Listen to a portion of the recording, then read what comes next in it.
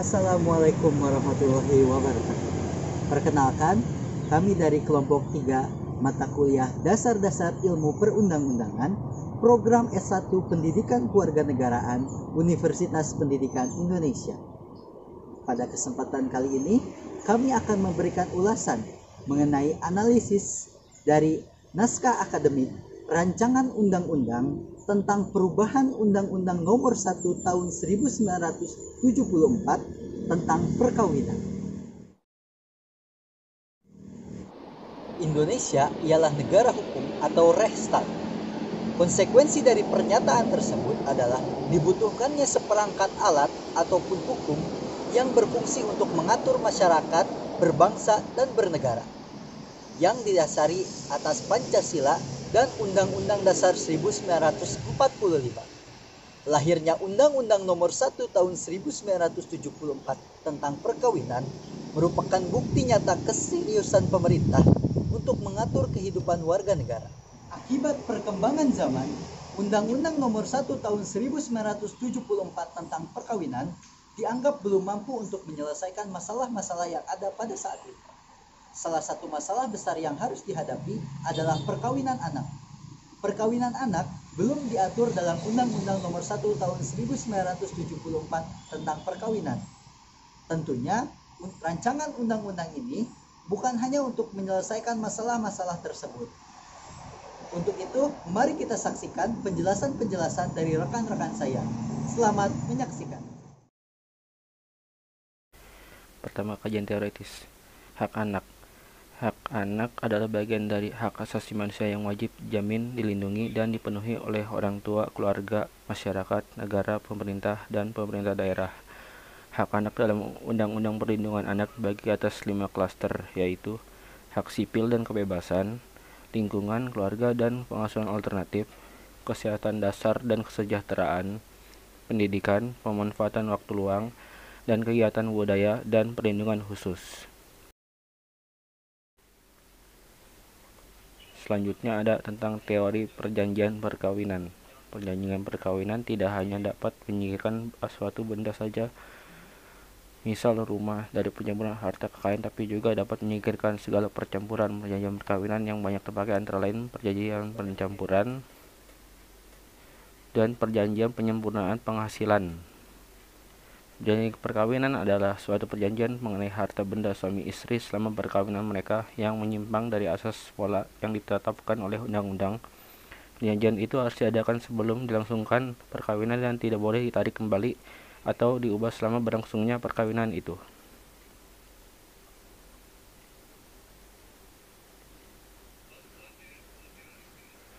Perjanjian perkawinan harus diikuti oleh kedua belah pihak calon suami atau istri. Apabila ada salah satu pihak menikah terlebih dahulu dengan orang lain, kemudian baru menikah dengan tunangan yang lama yang telah mengadakan perjanjian perkawinan, maka perjanjian perkawinan yang telah dibuat itu tidak dapat diberlakukan lagi. Beberapa larangan yang tidak boleh dimuat dalam suatu perjanjian perkawinan yaitu: pertama, ada larangan perjanjian perkawinan yang menghapuskan kekuasaan suami sebagai kepala dalam perkawinan. Kedua, menghapuskan kekuasaannya sebagai ayah. Ketiga, kehilangan hak-hak seorang suami atau istri yang ditinggal mati. Keempat, larangan membuat perjanjian bahwa suami akan memikul suatu bagian yang lebih besar dalam aktiva daripada bagiannya dalam pasif. Maksudnya larangan ini agar suami istri itu menguntungkan diri untuk kerugian pihak-pihak ketiga. Kelima, larangan memperjanjikan hubungan suami istri akan dikuasai oleh hukum dari suatu negeri asing. Selanjutnya tentang kajian terhadap asas atau prinsip yang terkait dengan penyusunan norma. Pertama, ada asas kebebasan berkontrak. Kedua belah pihak diberikan kebebasan atau kemerdekaan seluas-luasnya dalam membuat perjanjian perkawinan. Oleh karena itu, dimungkinkan kepada suami istri membuat perjanjian tersendiri yang mereka anggap perlu. Hak dan kedudukan istri adalah seimbang dengan hak dan kedudukan suami, baik dalam kehidupan rumah tangga maupun dalam pergaulan masyarakat. Sehingga dengan demikian segala sesuatu dalam keluarga dapat dimusyawarahkan dan diputuskan bersama-sama antara suami dan istri. Perjanjian perkawinan tersebut harus dibuat atas persetujuan bersama dengan perjanjian tertulis yang disahkan oleh petugas pencatat perkawinan sebelum perkawinan itu berlangsung atau pada saat perkawinan berlangsung, dan perjanjian perkawinan tersebut mulai berlaku sejak perkawinan itu dilangsungkan. Perjanjian semacam ini biasanya berisi janji tentang harta benda yang diperoleh selama perkawinan berlangsung, lazimnya berupa perolehan harta kekayaan terpisah. Selanjutnya tentang asas persamaan. Asas persamaan dalam kurung kesetaraan dan keadilan, substantif prinsip persamaan kesetaraan dan keadilan substantif memastikan bahwa laki-laki dan perempuan memiliki persamaan kedudukan di muka umum secara de jure dan de facto. Prinsip ini juga memastikan bahwa perempuan dan laki-laki memiliki akses yang sama terhadap sumber daya, memiliki peluang atau kesempatan yang sama, dan menikmati manfaat yang sama dari pembangunan atau kebijakan. Selanjutnya ada tentang asas non-diskriminasi. Prinsip non-diskriminasi atau non-discrimination principle adalah bahwa tidak ada seorang pun dapat meniadakan hak asasi orang lain karena faktor-faktor luar, misalnya warna kulit, jenis kelamin, bahasa, agama, politik, jenis kelamin, atau pandangan lainnya. Dalam pasal 1 ayat 3 Undang-Undang Nomor 39 Tahun 99 tentang hak asasi manusia yang berbunyi, diskriminasi adalah setiap pembatasan, pelecehan, atau pengucilan yang langsung atau tak langsung didasarkan pada pembedaan manusia atas dasar agama, suku, ras, etnik, kelompok, golongan, status sosial, status ekonomi, jenis kelamin, bahasa, keyakinan politik, yang berakibat pengurangan, penyimpangan, atau penghapusan, pengakuan, pelaksanaan, atau penggunaan hak asasi manusia dan kebebasan dasar dalam kehidupan baik individual maupun kolektif dalam bidang politik, ekonomi, hukum, sosial, budaya, dan aspek kehidupan lainnya. Selain itu, dalam pasal 28 1 ayat 2 UUD 1945 menyatakan bahwa setiap orang bebas dari perlakuan yang bersifat diskriminatif atas dasar apapun dan berhak mendapatkan perlindungan terhadap perlakuan yang bersifat diskriminatif itu. Pasal 7 ayat 1 Undang-Undang Perkawinan yang mengatur tentang batas perkawinan antara pria yang berusia 19 tahun dan perempuan sudah mencapai 16 adalah sebuah bentuk diskriminasi dan bertentangan dengan konstitusi. Perbedaan usia antara perempuan dan laki-laki adalah sebagai bentuk diskriminasi yang terjadi secara nyata dan diatur dalam sebuah undang-undang, di mana perempuan tidak memiliki hak dan kesempatan yang sama dalam laki-laki dalam hal pemenuhan hak-hak dasarnya. Oleh karena itu, perbedaan tersebut merupakan bentuk ketidaksetaraan di hadapan hukum sehingga merugikan kedudukan anak perempuan di Indonesia. Keempat, prinsip kepentingan yang terbaik bagi anak. Prinsip kepentingan terbaik bagi anak berasal dari pasal 3 ayat 1 yang berisi tentang Konvensi Hak Anak Perserikatan Bangsa-Bangsa yang menyatakan bahwa dalam semua tindakan mengenai anak yang dilakukan oleh lembaga-lembaga kesejahteraan sosial negara atau swasta, pengadilan hukum, penguasa administratif, atau badan legislatif, kepentingan terbaik anak harus menjadi pertimbangan utama, di mana semua tindakan yang dilakukan harus berpihak dan untuk kepentingan terbaik bagi anak. Sekian dari saya, terima kasih. Kajian terhadap praktik Undang-Undang Nomor 1 Tahun 1974 mengenai perkawinan. Pasal 6 ayat 2 mengatur bahwa untuk melangsungkan perkawinan seseorang yang belum mencapai umur 21 tahun harus mendapatkan izin kedua orang tua. Selanjutnya pasal 7 ayat 1 yang berbunyi, perkawinan hanya diizinkan jika pihak pria sudah mencapai umur 19 tahun dan pihak wanita sudah mencapai umur 16 tahun. Maksud dan tujuan dari pasal ini adalah untuk menjaga kesehatan suami istri dan keturunan, sehingga perlu ditetapkan batasan umur dalam perkawinan. Selanjutnya adalah landasan filosofis. sebagaimana tujuan dari bangsa ini yang tertera dalam pembukaan Undang-Undang Dasar tahun 1945 yang berbunyi untuk melindungi segenap bangsa dan seluruh tumpah darah Indonesia, memajukan kesejahteraan umum, mencerdaskan kehidupan bangsa, dan ikut melaksanakan ketertiban dunia berdasarkan kemerdekaan, perdamaian abadi, dan keadilan sosial. Keluarga merupakan unit terkecil dan bersifat dasar bagi tercapainya kehidupan sosial masyarakat. Oleh karenanya, negara memberi perhatian yang khusus terhadap lembaga perkawinan sebagai pintu gerbang menuju terbentuknya keluarga yang bahagia, kekal, dan sejahtera. Negara perlu hadir untuk memastikan adanya keadilan, kesetaraan, dan kepastian hukum dalam penyelenggaraan lembaga perkawinan sehingga tujuan perkawinan dapat tercapai. Sekian, terima kasih. Yang pertama, landasan sosiologis. Rancangan Undang-Undang Revisi Undang-Undang Perkawinan dibuat atas landasan sosiologis, yaitu dalam rangka penyempurnaan karena mengikuti perkembangan hukum, sosial, dan budaya masyarakat.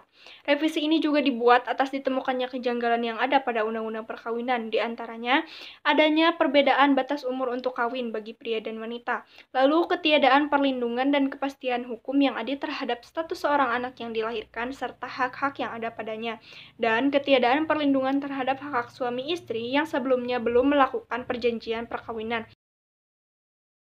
Lalu yang kedua, mengenai landasan yuridis dibuatnya rancangan Undang-Undang Revisi Undang-Undang Perkawinan, di antaranya Pasal 28B Ayat 1 Undang-Undang Dasar Negara Republik Indonesia tahun 1945 sebagai pencerminan hak untuk kawin. Lalu bab 10A Undang-Undang Dasar Negara Republik Indonesia tahun 1945 sebagai pencerminan hak asasi manusia, serta Pasal 27 Ayat 1 Undang-Undang Dasar Negara Republik Indonesia tahun 1945 sebagai pencerminan atas persamaan pemenuhan hak dan kewajiban dalam lembaga perkawinan. Atas adanya peraturan perundang-undangan tersebut, maka dibuat Undang-Undang Perkawinan yang berlaku sejak 2 Januari 1974. Namun dengan adanya putusan MK nomor 22/PUU/15/2017 yang salah satu amar putusannya memerintahkan kepada pembuat undang-undang paling lama 3 tahun untuk melakukan perubahan terhadap batas umur untuk kawin, khususnya bagi wanita, maka dilakukan penyempurnaan Undang-Undang Perkawinan dengan juga mengakomodir putusan MK nomor 69/PUU/13/2015 dan juga putusan MK nomor 46/PUU/8/2010.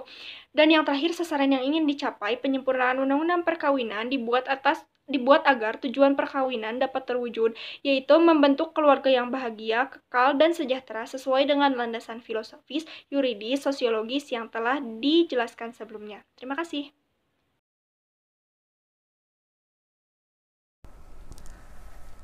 Sebelum melanjutkan ke materi selanjutnya, di sini saya akan menyapa para penonton dulu yang keberadaannya entah berada di mana. Dengan pantun tentunya. Umi Kalsum naik kapal selam. Assalamualaikum. Waalaikumsalam. Materi selanjutnya tentang arah pengaturan dan jangkauan pengaturan Undang-Undang Perkawinan.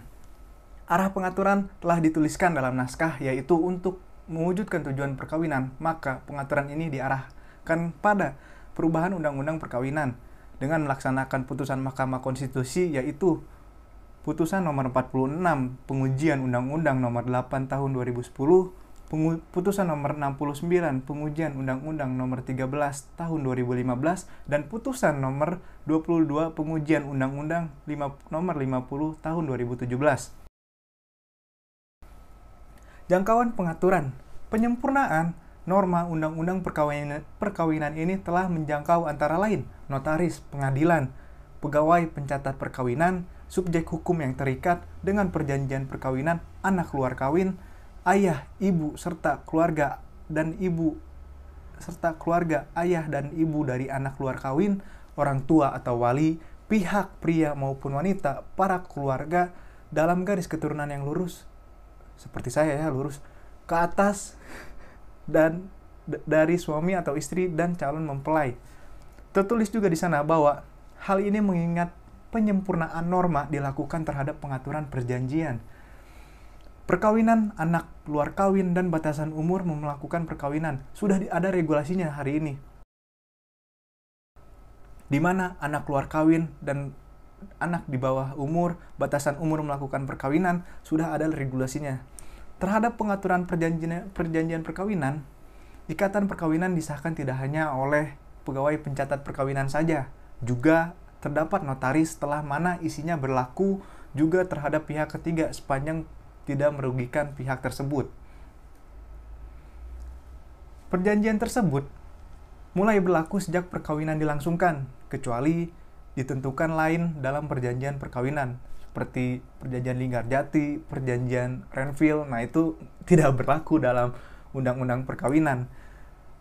Selama perkawinan berlangsung juga, perjanjian perkawinan dapat mengenai harta perkawinan atau perjanjian lainnya, tidak dapat diubah atau dicabut, kecuali terdapat persetujuan antara kedua belah pihak. Terdapat batasan usia juga untuk melakukan perkawinan. Jika perbaikan norma sebuah tujuan, maka jangkauan pengaturan menjangkau dengan menikah ada batasannya. Yaitu tentunya batasnya tidak lagi seperti tahun sebelumnya. Maksudnya tidak lagi pada peraturan sebelumnya. Minimal umur perkawinan bagi wanita. Dalam hal ini, batas minimal umur perkawinan bagi wanita telah disamaratakan dengan pria, yaitu 19 tahun. Batas usia ini dianggap dinilai telah matang dari jiwa hingga raganya. Baik tanpa tujuan lainnya, juga agar dapat mewujudkan tujuan perkawinan secara baik tanpa berakhir dengan perceraian. Dan berkualitas tentunya. Diharap juga kenaikan batas umur yang lebih tinggi dari 16 tahun bagi wanita akan meminimalisir laju kelahiran dan menurunkan resiko kematian bayi bagi sang ibu dan anak. Dengan begitulah tumbuh kembang anak Indonesia akan lancar jaya dan berkualitas seperti saya tentunya. Terima kasih. Assalamualaikum warahmatullahi wabarakatuh. Perkenalkan, nama saya Anissa Amalia dengan NIM 1804630. Di sini saya akan menjelaskan tentang evaluasi dan analisis peraturan perundang-undangan. Yang pertama adalah terkait dengan batasan umur dewasa. Nah, terdapat pembatasan umur dewasa pada setiap perundang-undangan, yaitu seperti yang tercantum pada BW yang terdapat di pasal 330 KUH Perdata, lalu di Undang-Undang Nomor 4 Tahun 1979 tentang Kesejahteraan Anak, lalu di Undang-Undang Nomor 12 Tahun 1995 tentang Permasyarakatan, lalu di Undang-Undang Nomor 39 Tahun 1999 tentang Hak Asasi Manusia, lalu di Undang-Undang Nomor 23 Tahun 2002 tentang Perlindungan Anak, lalu di Undang-Undang Nomor 13 Tahun 2003 tentang Ketenagakerjaan, lalu di Undang-Undang Nomor 30 Tahun 2004 yaitu tentang Peraturan Jabatan Notaris, lalu di Undang-Undang Nomor 40 Tahun 2004 tentang Sistem Jaminan Sosial Nasional, lalu di Undang-Undang Nomor 12 Tahun 2006 tentang Kewarganegaraan Republik Indonesia, lalu di Undang-Undang Nomor 21 Tahun 2007 tentang Pemberantasan Tindak Pidana Perdagangan Orang, lalu di Undang-Undang Nomor 44 Tahun 2008 tentang pornografi, lalu juga di Undang-Undang Nomor 11 Tahun 2012 tentang Sistem Peradilan Pidana Anak, dan yang terakhir adalah Keputusan Presiden Nomor 36 Tahun 1990 yaitu pengesahan Convention on the Rights of the Child atau Konvensi tentang Hak-Hak Anak. Nah, seperti yang saya telah jelaskan bahwa terdapat 10 undang-undang yang menyebutkan batas umur dewasa seseorang yaitu 18 tahun dan 2 undang-undang menentukan batas umur dewasa yaitu 21 tahun serta yang menentukan umur dewasa adalah 23 tahun. Nah, hal tersebut bisa menjadi acuan untuk seseorang untuk melakukan perkawinan agar terciptanya keharmonisan yang sesuai dengan keputusan konstitusi tersebut. Nah, lalu yang kedua adalah terkait dengan perjanjian perkawinan. Nah, dalam BW, kewajiban pencatatan perjanjian perkawinan diatur dalam pasal 147 BW, yaitu perjanjian perkawinan harus dibuat dengan akte notaris sebelum pernikahan berlangsung dan akan menjadi batal jika tidak dibuat secara demikian. Nah, terkait dengan perubahan atas perjanjian perkawinan tersebut, pasal 148 BW mengatur bahwa perubahan-perubahan dalam hal itu yang sedianya boleh diadakan sebelum perkawinan dilangsungkan tidak dapat diadakan selain dengan akte dalam bentuk yang sama seperti akte perjanjian yang dulu dibuat. Nah, jika di dalam Islam sendiri, perjanjian perkawinan itu diatur dalam Instruksi Presiden Nomor 1 Tahun 1991 tentang Kompilasi Hukum Islam atau KHI, yaitu terdapat di pasal 45 sampai dengan pasal 52. Nah, untuk dalam kewenangannya sendiri, notaris itu memiliki tugas untuk membuat akte otentik. Dalam hal ini, akta perjanjian perkawinan diatur di dalam pasal 15 Undang-Undang Republik Indonesia Nomor 2 Tahun 2014 tentang perubahan atas Undang-Undang Nomor 30 Tahun 2004 tentang Jabatan Notaris. Nah, yang terakhir adalah terkait dengan anak luar kawin. Nah, dalam KUH Perdata, adanya hubungan perdata terhadap anak luar kawin harus dengan adanya pengakuan. Nah, hal ini tuh diatur di dalam buku 3, dalam bagian 3 pengakuan anak-anak luar kawin, pasal 280 diatur bahwa dengan pengakuan terhadap anak luar kawin, terlahirlah hubungan perdata antara anak itu dan bapak atau ibunya. Nah, berdasarkan keputusan Mahkamah Konstitusi, maka perkawinan secara umum diatur bahwa pasal 43 ayat 1 Undang-Undang Perkawinan harus dibaca. Anak yang dilahirkan di luar perkawinan mempunyai hubungan perdata dengan ibunya dan keluarga ibunya serta dengan laki-laki sebagai ayahnya yang dapat dibuktikan berdasarkan ilmu pengetahuan dan teknologi dan atau alat bukti lain menurut hukum mempunyai hubungan darah, termasuk hubungan perdata dengan keluarga ayahnya. Sekian dari saya. Wassalamualaikum warahmatullahi wabarakatuh. Terkait dengan batas umur untuk kawin, dampak adanya pengaturan pembatasan umur untuk kawin, yaitu penurunan resiko kematian pada ibu hamil dan melahirkan, karena tidak setiap janin wanita siap untuk dibuahi ketika melakukan perkawinan di bawah umur. Yang kedua, meningkatnya kesempatan menempuh jenjang pendidikan.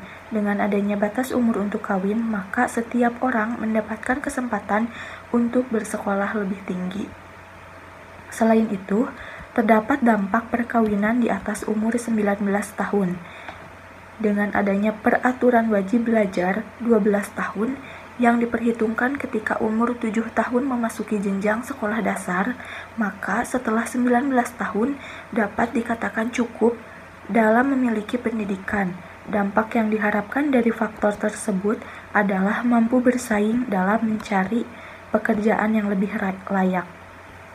Rasa tanggung jawab dan kewajiban yang harus dimiliki oleh setiap suami atau istri, seperti tanggung jawab dalam mengemban tugas dan perannya sebagai suami atau istri. Peran yang dilakukan oleh orang dewasa dan pasangan seks telah ada dalam diri seseorang yang berusia 19 tahun, sehingga dampak dari faktor tersebut yaitu terjaganya aspek psikososial.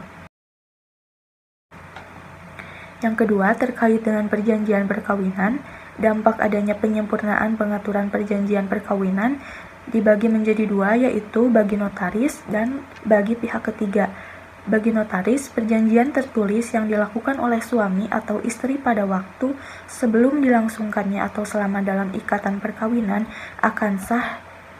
akan disahkan oleh notaris, karena notaris menjadi salah satu pihak yang mengesahkan perjanjian tertulis. Terhadap pihak ketiga, berlakunya perjanjian perkawinan yang dibuat pada waktu sebelum dilangsungkannya perkawinan atau selama dalam ikatan perkawinan oleh suami istri juga akan berlaku terhadap pihak ketiga sepanjang pihak ketiga tersangkut. Yang ketiga, terkait dengan anak luar kawin, dampak adanya penyempurnaan pengaturan anak luar kawin. Anak luar kawin memiliki hubungan keperdataan dengan ayahnya yang dapat dibuktikan dengan alat bukti, ilmu pengetahuan, dan teknologi atau alat bukti lain menurut hukum mempunyai hubungan darah, termasuk hubungan perdata dengan keluarga ayahnya. Laki-laki sebagai ayah atau keluarga ayahnya dari anak tersebut wajib untuk memenuhi hak-haknya meskipun sebagai ayah di luar kawin. Sekian yang dapat saya sampaikan. Selanjutnya akan disampaikan oleh rekan saya. Terima kasih.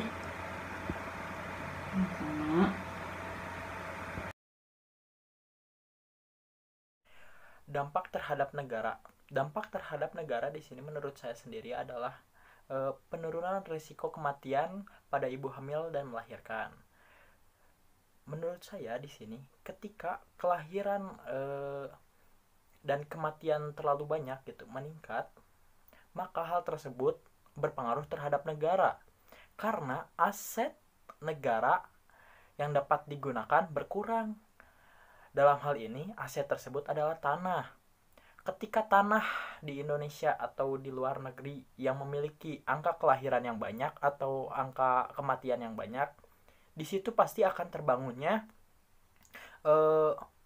penggunaan tanah aset negara tersebut, karena hal tersebut akan dibuat pemakaman ataupun dibuatnya tempat buat tinggal bagi keluarga tersebut.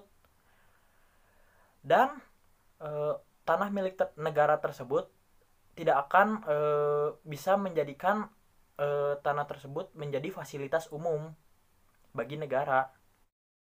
Lalu di sini yang kedua adalah menurunnya kesempatan menempuh jenjang pendidikan.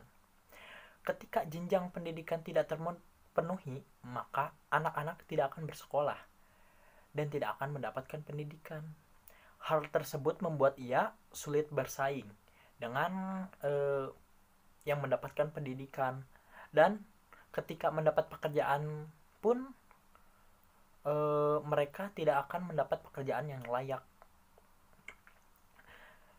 Ketika hal tersebut terjadi, maka mereka akan menjadi pengangguran karena sulitnya mendapatkan pekerjaan, dan di situ akan menjadi beban bagi negara, karena ketika mereka pengangguran,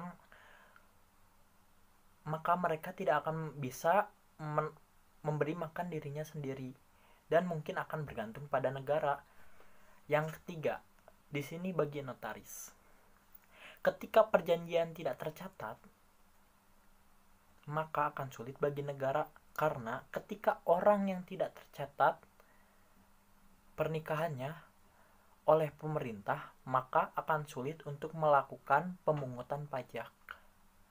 Karena di sini sendiri pajak merupakan salah satu penghasilan dari negara, dan ketika seseorang sulit untuk ditagih pajaknya, maka penghasilan negara pasti akan terpengaruh.